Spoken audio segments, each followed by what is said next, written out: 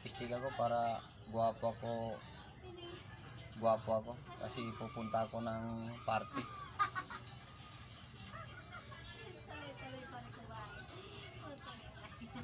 Gwapo na ako. Yan, pupulbo muna ako.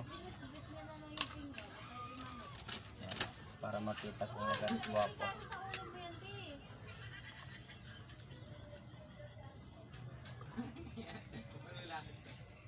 Yan. Manipis pa yata. Para pagdating ko ng party, sabi ng barkada ko, gwapo pala ako.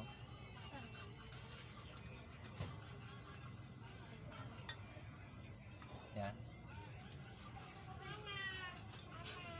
Mas maganda yung makapal eh.